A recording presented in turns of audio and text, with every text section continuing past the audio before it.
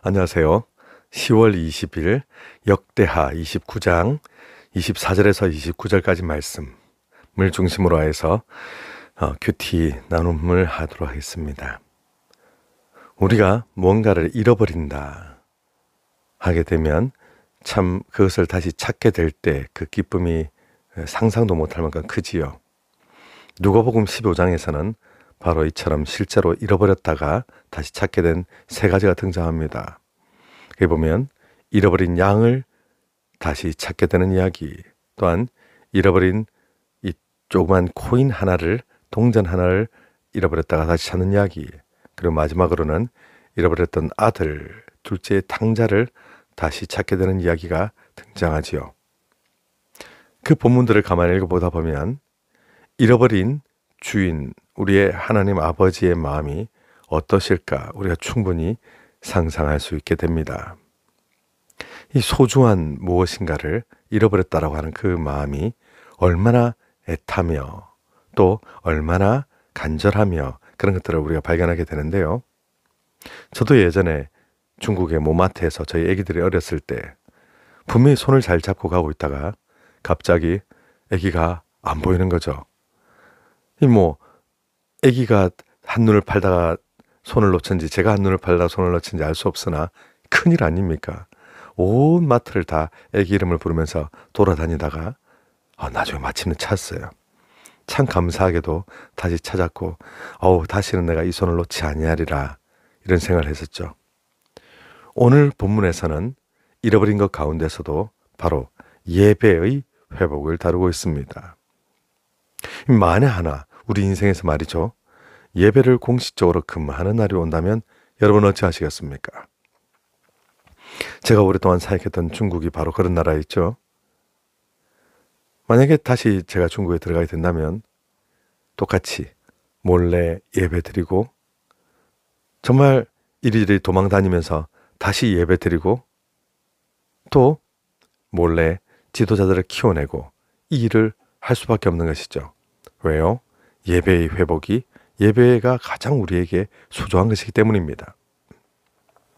이러한 이 제사가 오늘날에는 예배, 구약에서는 제사였지요. 아하스 왕 이후로, 아하스 왕 때부터 시작해서 성전의 문이 공식적으로 닫히고 남유다 백성들에게 목숨보다 소중한 이 제사가 한동안 멈춰 있어야만 했습니다. 정말 오랜 기간 동안 멈춰 있었고 그 기간 동안에 어떤 일들이 일어났을까요? 바로 백성들은 우상에게 마음을 뺏기게 되었습니다. 공식적으로 또 제사를 못 드리니까 이런 일들이 일어나는 거예요. 이 도무지 백성들이 정신을 차리지 못하고 온갖 우상들을 경쟁하듯 섬겼습니다. 이런 암흑의 시대, 고통의 시대, 정말 더 이상 계속할 수는 없었겠죠. 히스기야 왕은 이제 드디어 때가 되었다. 바로 하나님의 사람을 통하여서 이러한 개혁이 일어나는데요. 우리가 그래서 누구를 지도자로 세우느냐 하는 이 문제가 정말 중요하지 않습니까? 히스기야는 백성들의 가슴에 불을 지르려고 오랫동안 기도하면서 준비해 왔었고, 왕이 오르자마자 가장 먼저 닫혔던 성전의 문을 엽니다. 그리고 하나님께 드릴 제사를 이제는 회복하게 되죠. 그가 회복시킨 것은 단순한 제사 제도가 아니었습니다. 제사라고 하는 형식을 다시 갖춘 게 아니었습니다. 그는 하나님과의 관계가 다시 회복되도록 하였지요. 우리가 분명히 기억해야 할 것은 하나님과의 관계가 온전히 회복될 때 우리 크리스천들을 통하여서 대한민국은 다시 일어서게 될 것입니다. 그리고 백성이 새로워지며 정말 영원히 살아나는 역사, 이 모든 게 하나님과의 관계가 회복될 때 일어난 일이죠. 히스기야가 나라를 올바로 세움에 있어서 정치나 군사 혹은 경제개혁을 통해서 한 것이 아닙니다. 우리도 기억해야 될 것이 우리 평안플러스 교회는 어떤 제도 개선이나 혹은 어떤 뭔가를 우리가 좀 효율적인 방식을 써서가 아니라 바로 예배의 회복을 통하여서 우리가 다시 회복될 것이라는 것을 기억하셔야만 합니다. 이 하나님과의 관계 회복을 위해서 속죄 제사를 이제 드리게 되는데요. 왜 그렇습니까? 백성들의 죄가 해결되지 않고서는 결코 나라의 회복이 없기 때문이죠. 속죄 제사는 어떻게 드려질까요? 그 양 머리 위에 전가라고 하는 방식을 통하여서 사람의 죄를 양에게 이렇게 옮겨가도록 합니다. 그리고 그 희생 제물이 대신 죄의 벌을 받아서 죽고 나는 용서함을 받는 것이죠. 그렇게 함으로써 하나님과 인간 사이에 막혔던 담이 허물어지게 됩니다. 오늘날 우리는 더 이상 짐승의 피로 이 제사를 드리고 제물을 이렇게 바치고 하지 않지요. 우리는 오직 대제사장이신 예수 그리스도, 우리를 위한 희생 제물이셨던 예수 그리스도의 보혈을 통하여 이미 하나님의 자녀가 되었습니다. 그래서 우리는 죄 용서함을 받기 위한 회개 기도는 할 필요가 없는데 이제 매일매일 일상의 조그만 죄들을 하나님 앞에 회개할 필요가 있지요. 이것은 우리가 구원을 받기 위해 하는 기도가 아니고요. 하나님과의 관계 회복을 위한 기도입니다. 우리가 일상에서 많은 죄악들을 붙들고 있으면 하나님과의 관계가 온전하게 살아날 수가 없거든요. 그래서 나의 죄악을 그저 덮어버리고 없는 것처럼 보이려고 하는 것이 아니라 주님 앞에 내어놓고 회개할 때 그때 회복의 역사가 일어나게 되죠. 지금 남유다 백성들 보십시오.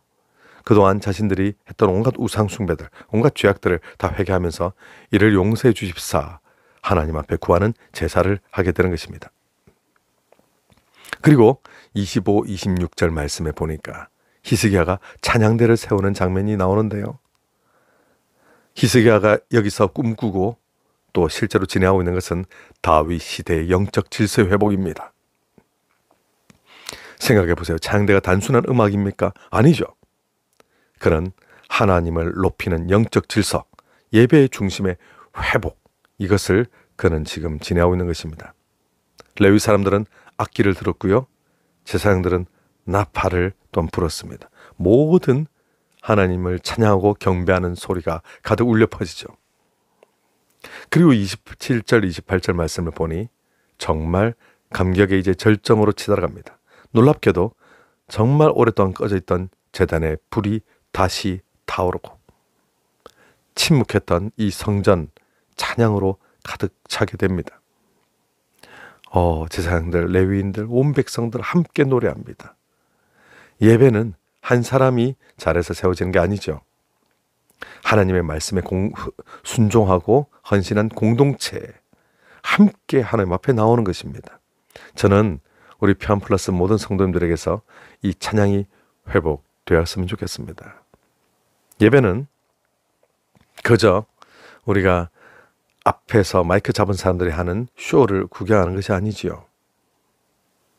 그저 화려하게, 그저 멋지게 카메라 기법을 통하여서 우리를 흥분시키고 또 무대의 연출을 통하여서 뭔가 감동을 불러일으키는 방식, 이런 것들은 상당히 좀 위험합니다.